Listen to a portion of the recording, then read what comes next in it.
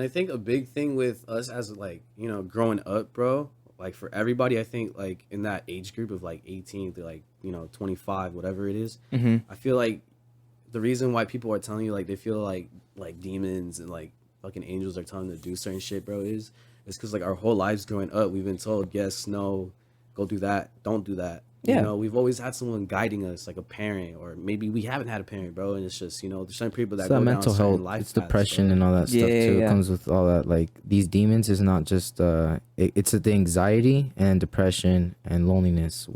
And mostly like filth. Like this. Yeah. Like that's what demons. Well, I mean that's what you would attract more. If you Yeah. live that lifestyle of like just gutter and just filth and all that and horrible thoughts and just what makes you think you're not gonna like what you surround yourself with, is what what you feed your mind is what you're gonna also, exactly your soul. I'll be listening to what's his name, I forgot his fucking name, but he said that one of the things that he's learned from many millionaires, the most like some of the richest people in the fucking world, is always protect your health.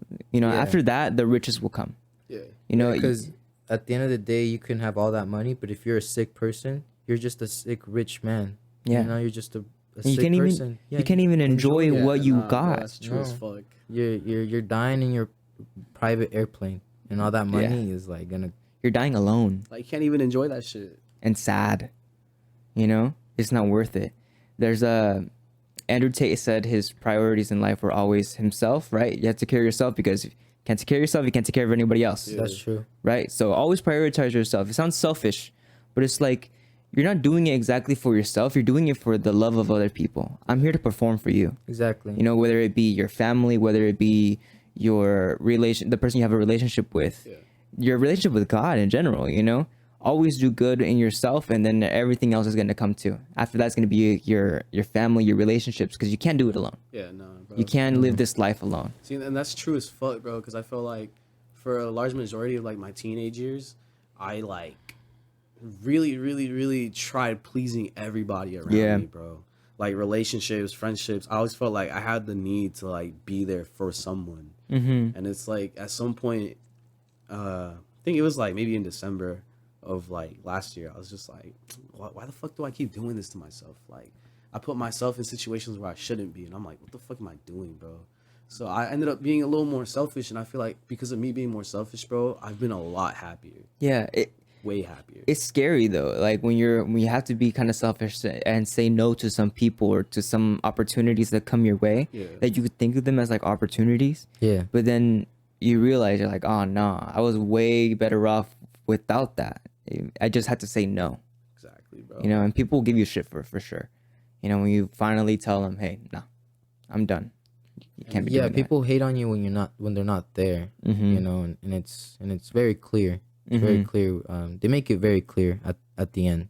Yeah. When they start hating at you when they're not there. And like, where's the love that you had for me? Yeah, where were you at It's when? Never there, bro. Yeah. Exactly. So it was never there. It was never there to begin with. So it might hurt you at the moment. That's what I've learned. It's like it might hurt you at the moment when they start kind of like showing their real side. Yeah.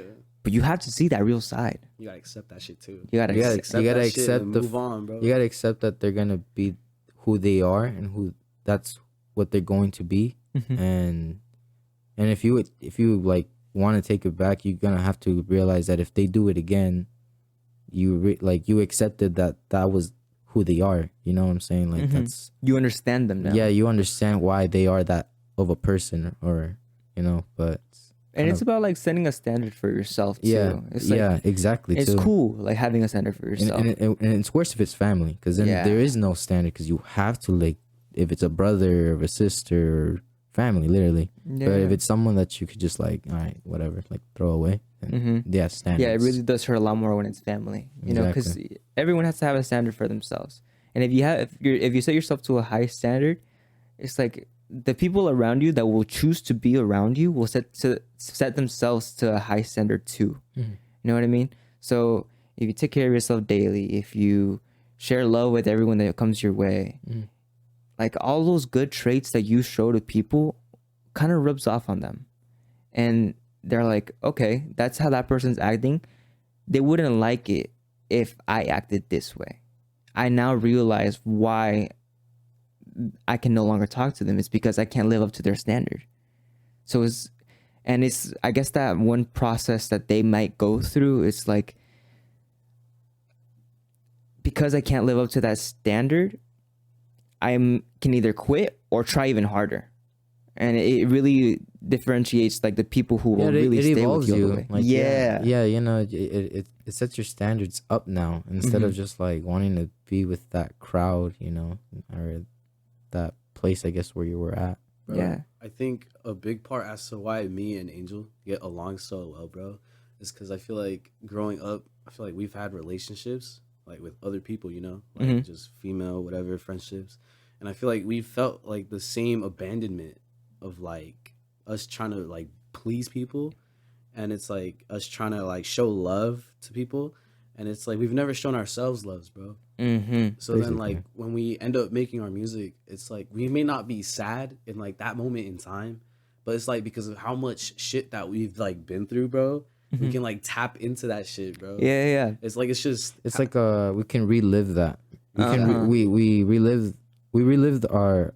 It's kind of like that trauma. Yeah, I guess it's kind of like a storytelling before. I mean, only if you know it. I mean, we know it because it's real to us. You know what I'm saying? It's real. Everything that we talk about, it's real. It's not made up.